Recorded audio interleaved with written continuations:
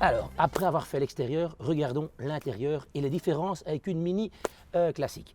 Mais à nouveau, il n'y en a pas beaucoup. Vous allez retrouver votre intérieur favori sur cette Mini. On va commencer par les seuils de porte signalétiques avec le S jaune-vert pour montrer qu'elle est bien électrique. Qu'on retrouvera également cette couleur sur le bouton de démarrage qui devient jaune-vert aussi. Et évidemment le levier de vitesse qui est tout à fait typiquement pour une Mini Cooper SE électrique.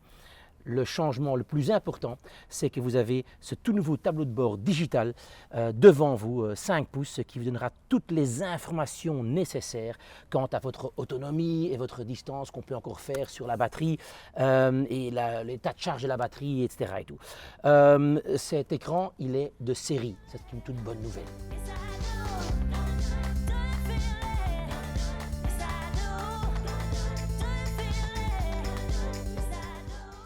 Alors ce qui est fantastique, c'est que les ingénieurs ont travaillé sur un son de démarrage pour que vous puissiez évidemment savoir que votre Mini est allumé.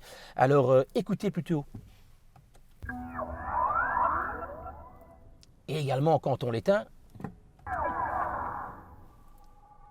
on sait que la Mini Cooper SE est éteinte.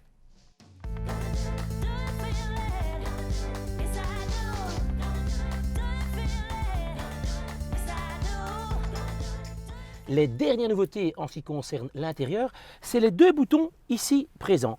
On va commencer par le premier, qui est ce bouton-ci. C'est un bouton qui vous permet de récupérer de l'énergie pour charger les batteries.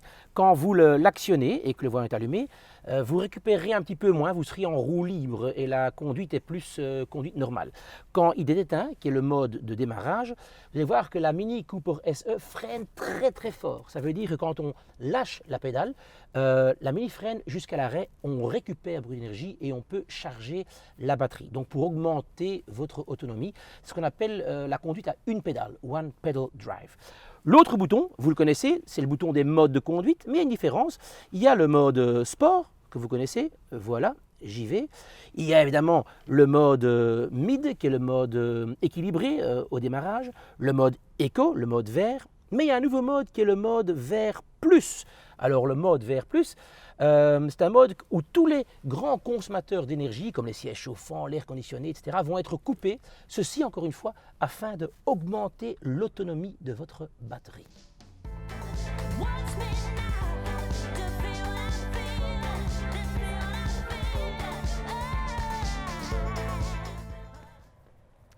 Alors voilà, vous en savez déjà un petit peu plus sur cette fantastique Mini Cooper SE 100% électrique.